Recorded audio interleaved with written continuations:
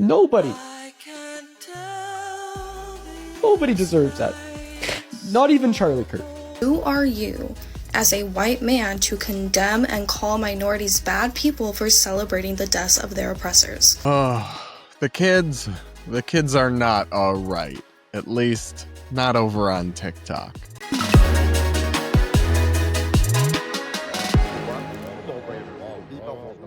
We're going to discuss the strangest saga that's playing out on TikTok right now, where liberal star Dean Withers is getting hate for having sympathy for Charlie Kirk, who was just murdered. And it's getting even more out of control and frankly racist against white men. Truly just unhinged stuff and so much more. We're going to break it all down on today's episode of the Brad versus Everyone podcast, my daily show where we take on the craziest ideas from across the internet, our media, and our politics, all from an independent perspective.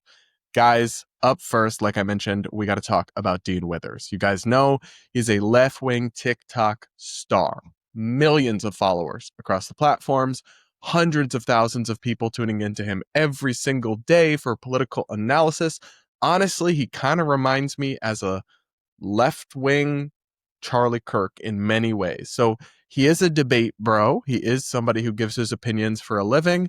And so he was quite understandably horrified by the political assassination of Charlie Kirk, where he was just killed because of his opinions. And he actually cried on his live stream in what I thought was a beautiful moment and a human moment from Dean. Imagine being a 12-year-old, watching your dad die.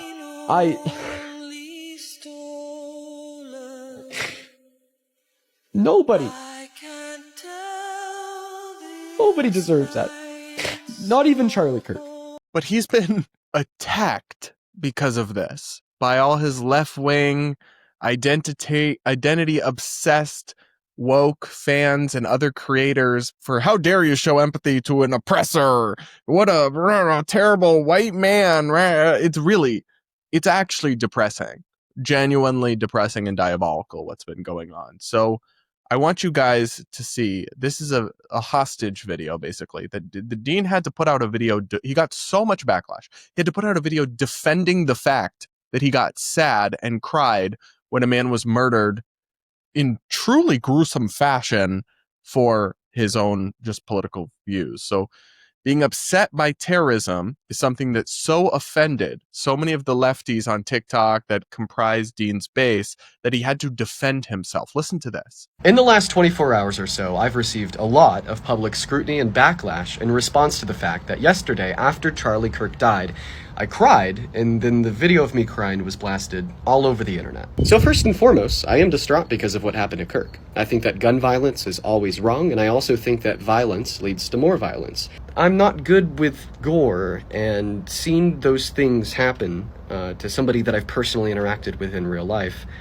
was really hard on me psychologically. It's also worth adding on that my tears weren't me telling you how you should feel, but rather you happening to see me and how I felt, because of everything I've just described in this video, all going through my head at the exact same time in the moment of.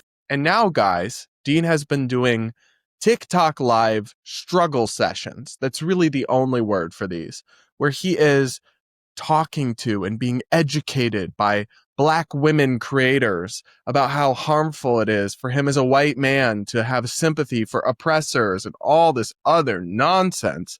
It's all just so crazy and just resembles why this left will never do anything. They will never accomplish any sort of meaningful political resistance to Trump. They will always tear themselves apart in kind of a woke civil war. Here is an extended clip from one of these struggle sessions featuring Dean and a Black woman TikTok creator, where she basically is just yelling at him for being a white man and saying, how dare you be upset by terrorism? Listen to this. I'm not making this up. I'm not exaggerating. I really wish I was. I wish I was, but I'm not. This is real. We are so cooked. Listen to this. If a Black person comes to me and celebrates it, I'm not going to condemn them. And I'm Black. And I don't understand why white people always feel entitled to tell Black and brown people how we should feel and how we should react to harm caused to us. Because you're like, Dean, you're a white cishet man. At the end of the day, the rhetoric that Charlie Kirk was spreading does not impact you. Like, you're not directly going to be harmed by it or impacted by it. So I don't get why white people in general feel like they are entitled to tell a black or brown person how they should be reacting to their own oppressor or to their own dehumanizer. Well, I mean, I think in the sense of like me saying that like you probably shouldn't react in such a way as to like literally go out and like celebrate like the glorification of political violence and somebody dying by getting shot in the neck in front of their family. The celebration of the point of someone going from alive to dead in a violent manner in front of their family and 1,000 people. Like I don't know. Maybe like I'm really trying here. I swear to God, I'm really trying here. And once again, where I set is at the fact, you know, I had the reaction I did. If you're out there and you know you're not feeling like super sad, like okay, like whatever. I'm not going to judge you. But it's more so within like the glorification and the justification of the act of political execution. I can't agree on that. I can't. Yeah, like, it's maybe okay. Maybe this is just like this is a disagreement. A blind spot. A disagreement, a blind spot. And like I don't think a white person can get it. Like when you said like you understand the violence that his rhetoric could cause, a white person is never going to get that. That you have been deconstructing like racism and you have been educating yourself. We've had multiple conversations. But at the end of the day, you are still a cishet white man. This is so vile and so insane. She's basically just yelling at him saying, you're a white man, you don't get it. Actually, no, babe. A white man can understand that political terrorism is wrong, that killing people for their ideas and their words is evil. And frankly, so can most people of color. So don't use your identity as a shield for believing unhinged, extremist, deranged things, or for other people believing them. It is entirely within my right as a white man. I could even play your bullshit games, say, well, I'm gay and he said things about gay people that are harmful to me. I'm not going to play your stupid game because I don't believe in it. Because I believe that human beings are thinking people with critical thinking skills and are not literally only able to perceive reality based on what box they check off on the census. White men, incapable of understanding this. Black women can understand this. That is not how rationality works. Like, this is an anti-enlightenment perspective that treats humans as if they are not even thinking rational beings. It is genuinely so unhinged, and it is widespread all over the internet. This backlash against Dean for daring to be against terrorism and be upset by cold-blooded, horrifically gruesome murder. Here's another video. This has millions of views. Look at this video. It's absolutely deranged. I just got done watching Dean Withers live, and all I have to say to him is, who are you as a white man to condemn and call minorities bad people for celebrating the deaths of their oppressors? I will say it again. Who are you as a white man to condemn and call minorities bad people for celebrating the deaths of their oppressors? They literally think your skin color and gender determine your ability to speak. This is woke KKK. Like, I don't know how to engage with this. It is such an identitarian, anti-logic, anti-reality perspective. It's actually fine to be against terrorism and tell people not to cheer on terrorism. And you don't have to be a certain skin tone to say that. This is so deranged. This video, 280,000 likes. 280,000 people on TikTok saw that, was like, Miss Nose Ring, Miss Nose, whatever that is. It's not a nose ring. It's a little stud, I guess. Miss Pink Hair ate with that. No, she didn't. And y'all all need therapy desperately. Like, the progressives are not doing okay. Thankfully, thank God, normal Democratic politicians have been against this. Normal liberal commentators, the Bill Maher's of the world, have been against this. But the online left scares the shit out of me. They are openly pro-terrorism, whether it's simping for Luigi Mangione, the alleged leader, the alleged killer of a healthcare CEO, whether it's, you know, liking people like Hasan Piker, who openly support terrorism, and we'll come back to him later in this episode, or whether it's attacking progressives who dare, online progressives who dare be against terrorism. Actually, it's good. And I give credit to Dean, but one thing he needs to, I gave him credit already on my channel talking about this. He needs to stop enabling these people or taking them seriously. Like, stop doing the struggle sessions. Stop letting them just shame you for your race and gender, and stand up for sanity and be like, I'm a progressive, but I'm against terrorism and my skin color doesn't matter for that. And if you think otherwise, piss off. You can't just keep cowing to these crazies. They're never going to like not be racist against you if you just flagellate yourself enough. That's what it seems like. He's just taking his licks and his beatings so we can go back to them liking them. I don't know, man. I would not want those people to like me. If those people end up liking you again, I feel like that's actually a bad sign. But that's just me, y'all. That's just me. Let me know what you guys think in the comments below. Do make sure to subscribe if you aren't yet and hit that like button while you're at it. Up next, we're going to check in with the socialist and far left streamer Hasan Piker, because he is responding to the murder of Charlie Kirk in some truly unhinged ways, blaming basically everything except, of course, the violent rhetoric he engages in for this horrific crime. Now, the context here is that Hasan was actually scheduled to debate Charlie Kirk in a few weeks. So the New York Times apparently invited Hasan to write an article expressing his thoughts about what he would have said or how he would have framed the debate, given that it will no longer occur because of this terrible act. Now, in the article and even on his stream, Hasan has condemned the violence, and I guess I give him credit for that, but he's engaged in extremely violent, openly pro-terrorism rhetoric too many times to count on his live stream, so I don't know, a little inconsistent, but okay, sure, I'll give him some credit still. Here's where things get deranged. Some parts of this article that he wrote for the Times are truly bizarre. So, Mediaite reports, Twitch star Hasan Piker, quote, capitalist way of life contributed to Charlie Kirk shooting. Bruh, the capitalist way of life caused a leftist extremist to assassinate a right-wing figure. Okay, I'm listening. I don't really want to be, but I'm listening. So let's see what he had to say in more depth. Left-wing Twitch star Hasan Piker, who was set to debate Charlie Kirk later this month, said the murder of the popular conservative influencer and organizer signaled a breakdown in our social order. Okay, I'm kind of with you so far, but not this next part. That has been accelerated by capitalism and a 24/7 news cycle that fuels stressed out gun owners. I mean, yeah, but you do that. Like, you have your propaganda broadcast where you are constantly inveighing on people to embrace extremism. And then, yeah, you're saying a breakdown in our social order. I agree, but like, you're doing the breaking down, not capitalism. Anyway, let's keep reading. Piker made his argument in a guest column for the New York Times on Saturday. Here's a quote. Violence almost never originates in a vacuum, and the killing of a high-profile political content creator, regardless of why it happens, speaks to a breakdown in our social order. He then went on to outline several factors that he believed set the foundation for a political assassination like this to take place. Here's a quote. The social challenges include rising rents and homelessness, the destruction caused by climate change, titanic levels of inequality, and too many others to name here. Our capitalist way of life, always accumulating, never evening out, leave more and more people to deal with these problems on their own, Piker said. I find this kind of despicable. It's just like not true. So the idea that climate change has anything to do with Charlie Kirk being gunned down by some extremists makes no sense. If the less carbon had been emitted into the atmosphere, there wouldn't be this shooting wouldn't have happened. Like, the logic is not logicking for me. It just seems totally unrelated. Same with some of this other stuff.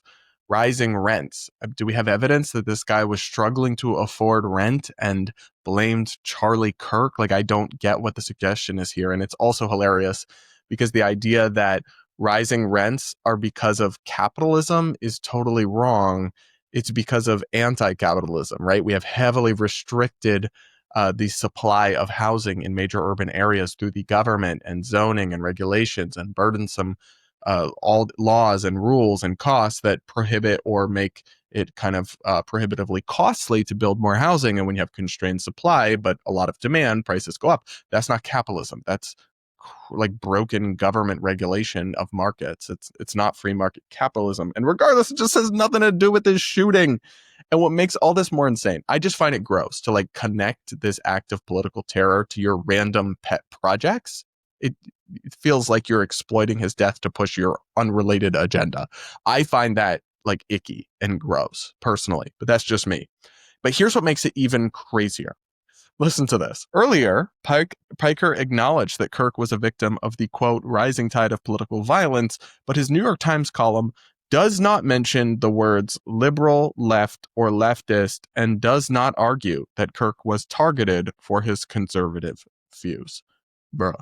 So you're going to blame Charlie Kirk's shooting on, checks notes, capitalism and climate change as contributing factors, but not even mention that he was targeted by a left-wing extremist for his conservative perspective. So the main thing that's relevant, you'll just entirely omit, and you'll just bring in random crap. I don't know why the New York Times published this. Without any pushback or edits or feedback, like, hey, you need to explain this, or hey, you need to address this. It's like, that's what editors are supposed to do. You know, that's what journalism is about. You're not supposed to just write down like word vomit and then they just check for typos and publish it. That's not really editing, like especially at a place like the Times. Whenever you have a right-wing viewpoint that does get published in the New York Times, they edit and push back on every little thing. But with left-wing viewpoints, they're just like, oh, great job, publish. Like, at least that's my theory here, because how could you not do this? And I'm not even against. Some people are like, why would you publish anything by Hasan Piker? He's an extremist. My inner like commitment to journalism and open dialogue and debate rejects that. So I'm open to them publishing something by him. But at the very least, they should demand that he reckon with, in the article, his own contributions to inciting political violence with his words and his rhetoric. I mean, there was a whole news cycle because this guy, Hasan Piker, openly said that a Republican senator should be killed, like multiple times on his broadcast. I'll insert a clip of that. We talked about it on the show at the time, but listen to this. If you cared about Medicare fraud or Medicaid fraud, you would kill Rick Scott, okay? You wouldn't make Rick Scott, former governor of Florida, Rick Scott, you wouldn't make him the current, what is his current office? What is he? He's the Richard Lynn Scott, is an American attorney, businessman, politician, Navy veteran, serving as the senior United States Senator from Florida, a seat he has held since 2019.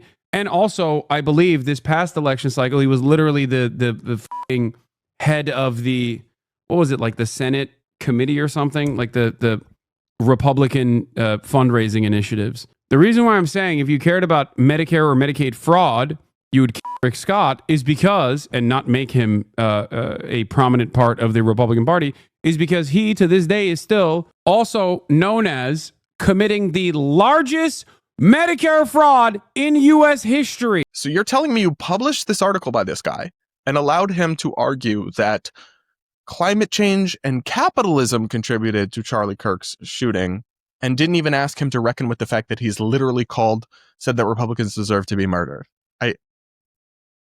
What is going on at the Gray Lady? Like, this is just awful. It's just a terrible slop passing as journalism and commentary in America's biggest nuppaper and most famous newspaper.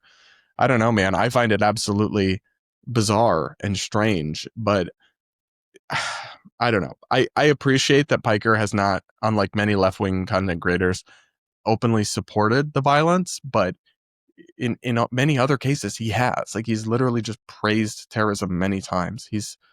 I just think it's totally reckless and irresponsible for him to blame this issue on his unrelated causes that he cares about and not mention the actual political violence aspect of it barely at all, but then also not reckon with his own contributions to it. I think it's shameful, and I don't think it should have been published like this, but that's just my take. You guys, especially if I have any Hasan fans in my audience, I'm not sure why you'd be fans of both of us, because we could not be more diametrically opposed, but if I do, I want to hear you out. Let me know.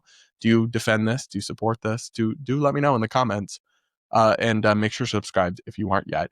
Now, guys, up next, we're going to talk about a Fox News host, Brian Kilmeade, who made some genuinely shocking comments over the weekend about homeless people, and then has pretty furiously apologized or pretty profusely apologized after tremendous backlash. So the conversation that happened came in the context of the woman who was murdered by a just crazy person, a mentally ill, homeless person, the Ukrainian refugee. She was murdered. And this conversation just spiraled out of control. And then Brian Kilmeade said this. Take a listen. I was genuinely shocked to hear this. Aired on Fox News. Listen. If you're evil enough to do this, you need to be behind bars. And it was up to these judges and the justice system to say, okay, you've been arrested 14 times. I think that's enough. We need to get you off the streets. And his mom was begging for it. And his stepbrother or half brother was agreeing with the mom, saying this guy needs to be behind bars. We don't have to. We feel so compassionate because you see the mental health crisis happening. Exactly. But it's not our job. We shouldn't have to live in fear while they figure out what's going on right there. Right. Put them in a mental institution, put them in a jail, and you guys figure it out.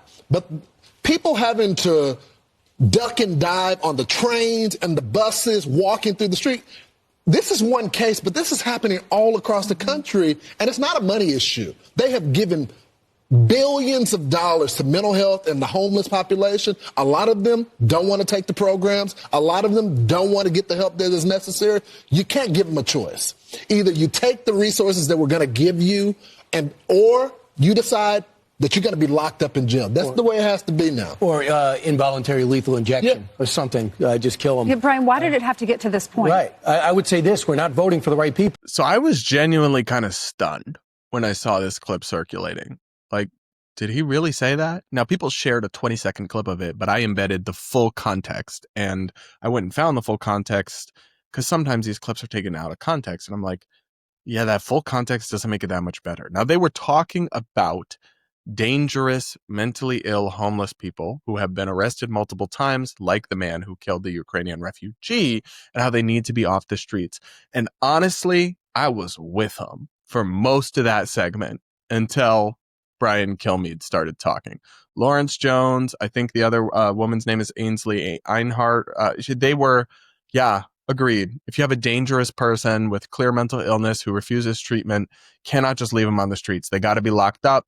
Maybe it's in prison. Maybe it's in, mental institution against their will. I don't know. We've gone far too far with the compassion of just let them bleed all over society. And we got to be compassionate. No, I agree with at least the general thrust of the sentiment.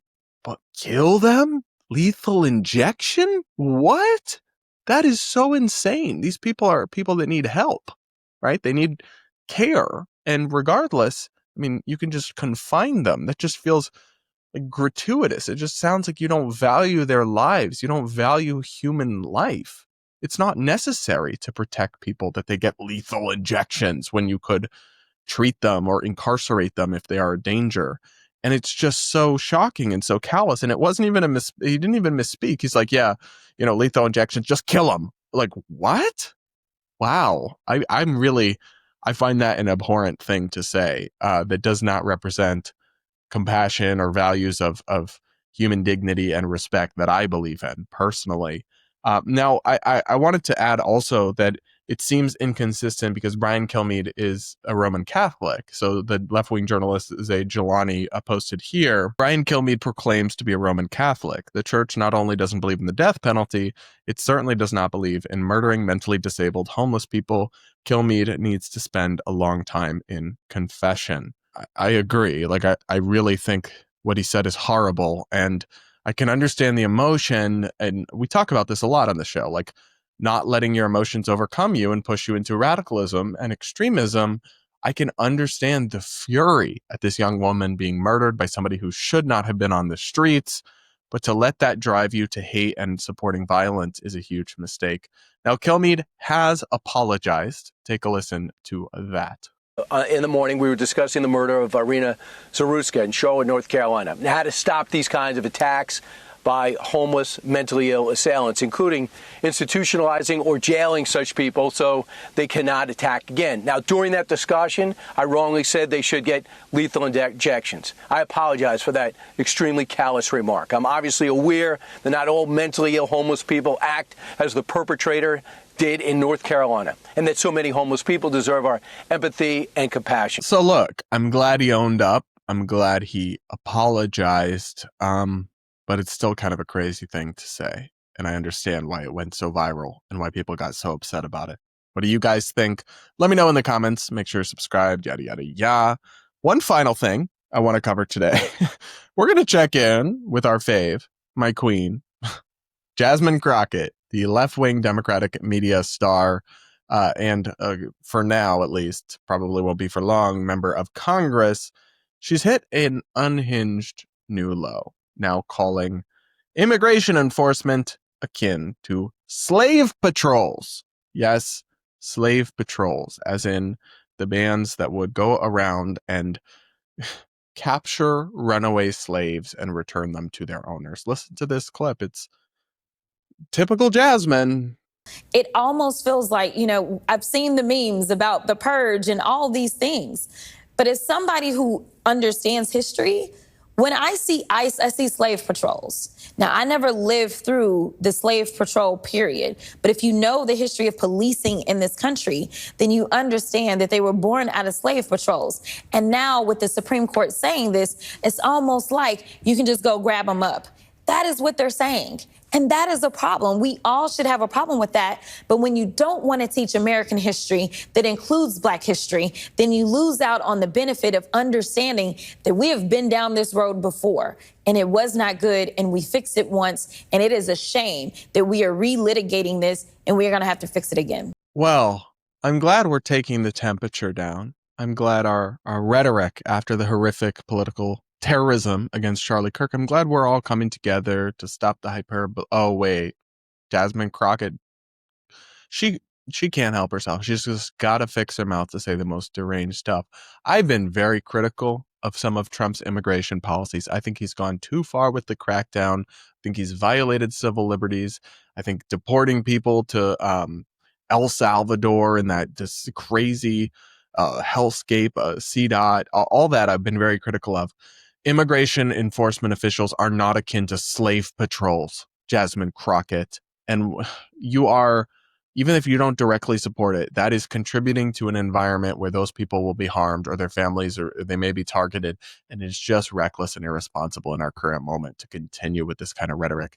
Slave patrols went after and enforced the brutal, evil regime of slavery. That's just not the same thing as deporting people who aren't citizens from your country, something every country does. And even if you think some of the tactics that they're engaging in is unethical, she talks in the full clip about how they're going to be profiling people based on whether they speak Spanish or don't speak English or other things.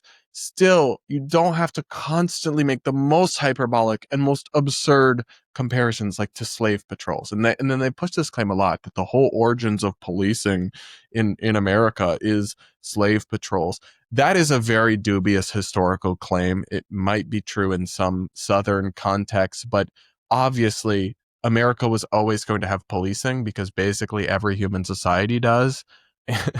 And like it dates back to, we're talking ancient civilizations have a law enforcement that didn't have slaves. It's like, it's not about law enforcement equals slavery. It's just such a bizarre and baseless thing to suggest. And you're just trying to, I don't know, like, what is the objective of this statement other than to just demonize all federal immigration enforcement officials and compare them to some of the worst villains in American history?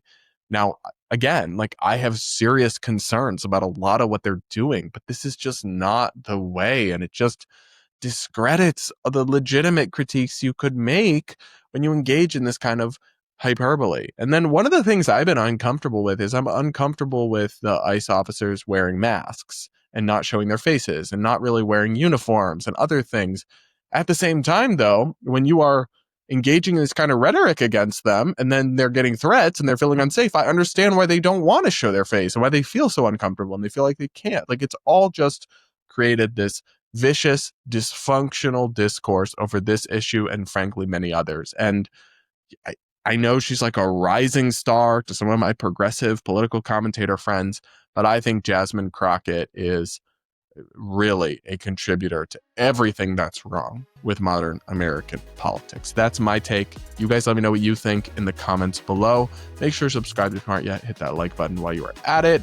And with that, guys, that'll be it for today's episode of the Brad versus Everyone podcast. Thanks so much for tuning in. We will be back with another show and more content real soon.